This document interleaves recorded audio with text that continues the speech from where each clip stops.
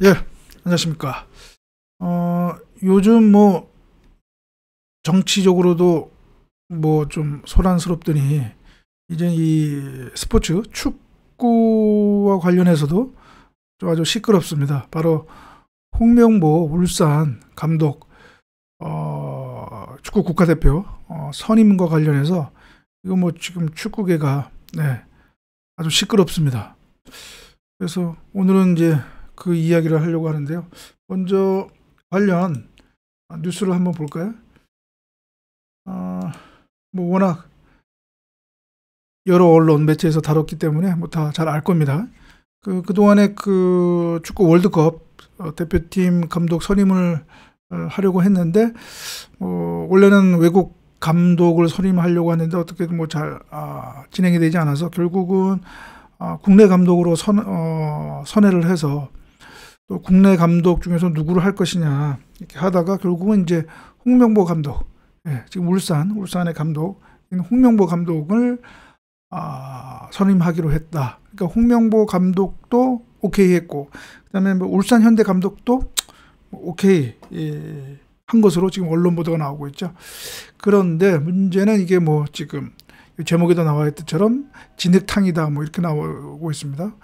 이게 무슨 얘기냐면 뭐 그 선임 과정에 있어서의 어떤 그런 좀 투명하지 못하고 하는 그런 문제점을 지금 박주호 전 그 위원이 전력강화위원이 그 공개적으로 문제를 제기했고, 또 여기에 대해서는 또 축협이 또 아니다. 그거는 박주호 위원이 거짓말을 한다라고 하는 거, 그렇게 해서 뭐 저기 바로잡지 않으면 소송도 불사하겠다. 이제 완전 이제 그 이전 투구 또 양상으로 번지고 있고요.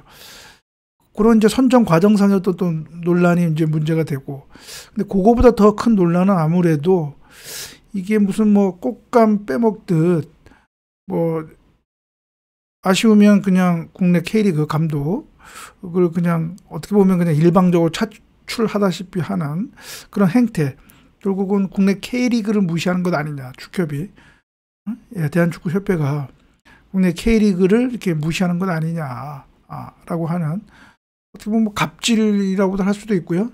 뭐 이렇게 위세를 부린다라고 얘기할 수도 있겠죠. 이제 그 점에 대해서 아마 많은 축구 팬들, 특히 K리그를 좋아하시는 분들, 특히 울산 축구 팬들은 거기에 대해서 분노를 하는 것 같습니다.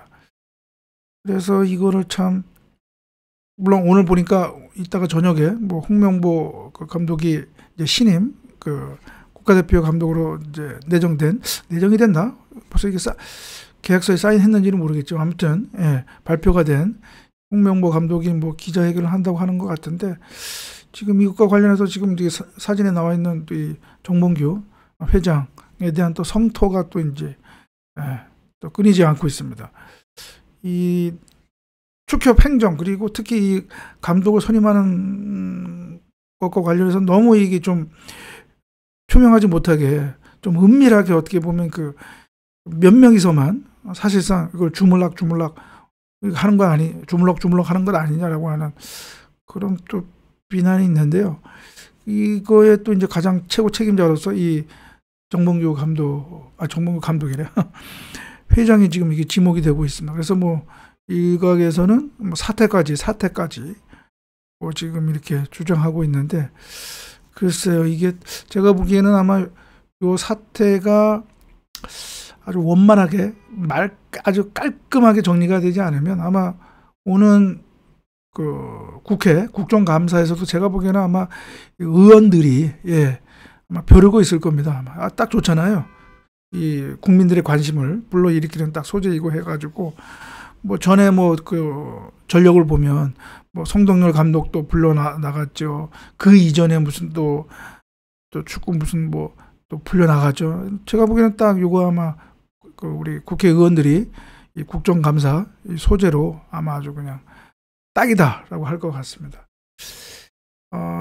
결국은 제가 보기에는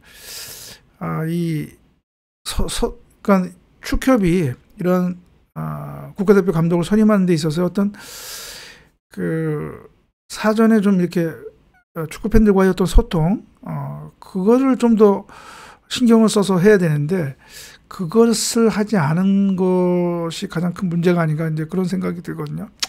사실 뭐 홍명보 감독이 국가대표 감독으로서의 뭐 자격이 있느냐, 뭐 또 그리고 뭐 논란이 있을 수 있습니다. 뭐 자격이 충분하다라고 보는 사람들도 있고 아니면 뭐 부족하다라고 보는 사람들도 있고, 그러나 그건 어떻게 보면 약간 좀 주관적 판단이고요. 그러나 일단은 홍명보 감독이 뭐 국내 K리그에서는 그래서 울산 감독을 맡아서 뭐 우승을 일구고, 어떻게 보면 객관적으로는 이제 그 지도력을 인정받았다라고 볼 수도 있죠. 물론 뭐 그 이전에 브라질 월드컵에서 했던 그런 문제 뭐 그런 것도 있지만 아무튼 그러나 뭐 사람이라는 게 뭐 항상 좋은 일만 있는 것은 아니고요. 그러한 어떤 실패를 또 디디고 더 발전된 모습으로 이렇게 하는 것도 또 좋은 거니까, 뭐 지난 K리그에서 울산을 맡아서 또 우승을 일궈냈으니까 제가 보기에는 뭐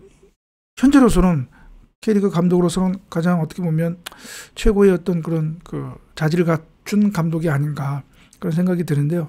근데 아무튼 뭐 그건 논란이 있을 수는 있습니다. 그러니까 근데 그것보다는 처음에 뭐 외국인 감독을 선임하려다가 잘 안 됐는데, 저는 그것도 그 이전에 클린스만 감독과 헤어지는 과정이 그렇게 좀 페어웰, 그러니까 잘 이렇게 되지 않는 그런 모습이었기 때문에 외국에서 축구인들이 보기에는, 제가 보기에는 우리 한국축구협회가 에티켓이 없다고 아마 생각을 할 겁니다. 제가 지난 그 관련된 방송에도 얘기했지만 헤어질 때에도 어떻게 헤어지느냐가 중요하잖아요.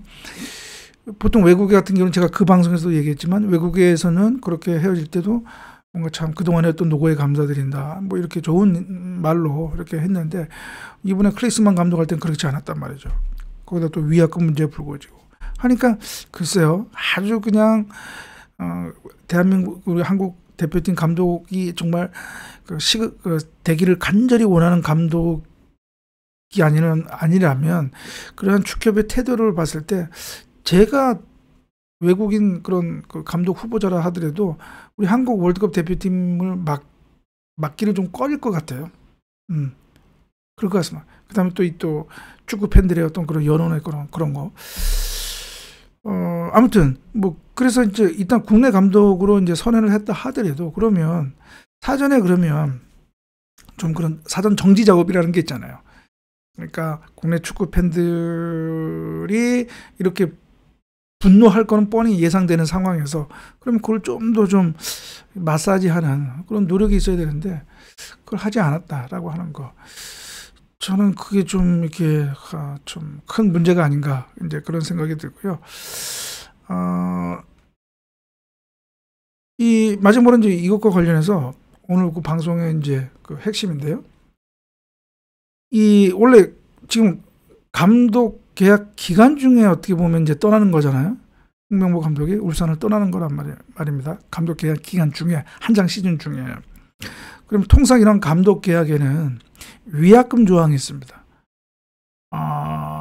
통상 계약 당사자 일방이 상대방의 책임 없는 사유로 일방적으로 어떤 해지를 하게 되는 경우, 뭐 약간 부정적인 단어로서 이제 파기라고 하죠. 계약 파기. 그러나 약간 또 이제 소프트하게 얘기하면 계약 해지입니다. 계약 해지. 일방적 계약 해지. 그런 경우에는 통상 위약금 조항을 둡니다. 위약금 조항. 예. 위약금. 이제 이런 경우에, 예를 들어서 이런 경우도 어떻게 보면 뭐 울산의 어떤 책임 있는 사유가 아니잖아요. 홍명보 감독 개인의 사유란 말이죠. 사적이란 말이죠. 그러면 이제 원칙적으로 따지면 홍명보 감독이 위약금을 물어야 되죠. 울산에 감독 기간 중에, 더구나 한창 시즌 중에 그냥 가버렸으니까. 네, 그것이 맞습니다. 원칙으로 따지면. 그리고 울산과 홍명보 감독 사이의 계약이 기존의 어떤 그런 감독 계약으로 체결이 되었다면, 그러면 원칙적으로 이제 홍명보 감독이 지불하는 게 맞죠. 위약금을 내야죠. 이제 클린스만 감독하고는 조금 반대 상황이죠. 이제 클린스만 감독은 오히려 일방적으로 계약 해지를 당했으니까, 그러니까 그때는 이제 오히려 클린스만 감독이 위약금을 주장할 수 있겠죠. 뭐 그것이 지금 뭐 해결됐는지 뭐 소송으로 됐는지는 아직 알려지지 않았지만 아무튼 이제 원칙은 그렇습니다. 그러니까 근데 이번에는 거꾸로 감독이 이제 일방적으로 해지를 한 꼴이니까 울산에 위약금을 내야죠. 그러면 이제 만약에 제가 보기엔 그것도 적지 않은 금액일 텐데, 만약에 이 위약금이 약정이 되어 있으면 거기서 두 가지 논란이 있을 수 있죠. 만약에 그냥 울산이 그냥 어떻게 보면 참 대승적으로 해서 그냥 위약금 안 받기로 하고 그냥 보내기로 했다라고 하면 뭐 그때 어떤 문제가 발생하느냐? 그러면 울산은 당연히 계약상 위약금을 받아야 되는데 위약금을 포기한 꼴이 된단 말이죠. 그런 경우에는 그 울산 경영진의 배임 문제가 발생할 수가 있죠. 왜냐하면 그만큼 손해를 끼친 거니까 당연히 받아야 할 돈을 그냥 안 받고 포기한 꼴이 되니까. 물론 뭐 제가 여기서 구체적인 계약 내용이라든가 그런 사정들을 잘 모르니까 뭐 배임이 된다 안 된다 이렇게 단정할 수는 없지만, 보통 일반적으로 얘기를 하면, 원칙적으로 얘기하면 그럴 가능성도 있다 이거죠. 만약에 이제 울산이 계약금을 받아야 되는데 포기를 했다면 그렇습니다.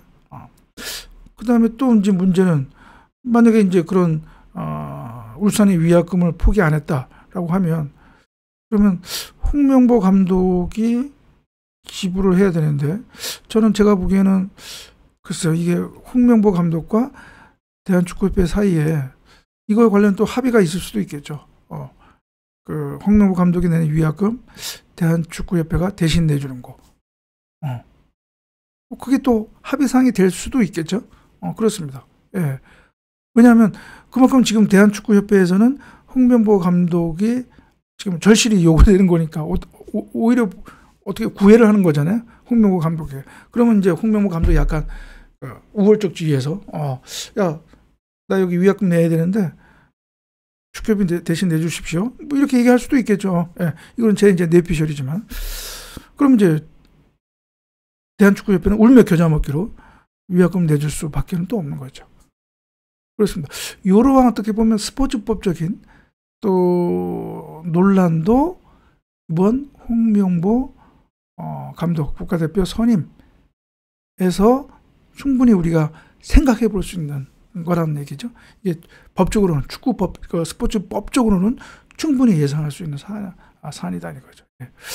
그 정도 한번 좀 언론이나 우리 축구 팬들 여러분들이 체크를 한번 해보는 것도, 확인을 한번 해보는 것도 필요하지 않을까 싶습니다. 예, 그래서 오늘은 아주 그냥 지금 요즘 시끄러워지고 있는 이 홍명보 감독 월드컵 대표팀 선임과 관련해서 지금 그 문제에서 좀 본질을 한번 보고, 거기에서 파생되는 위약금 문제, 그걸 나름대로 제가 한번 스포츠법 원칙에 입각해서 한번 예상을 해봤습니다. 예, 그러면 오늘 방송 이것으로 마치고요.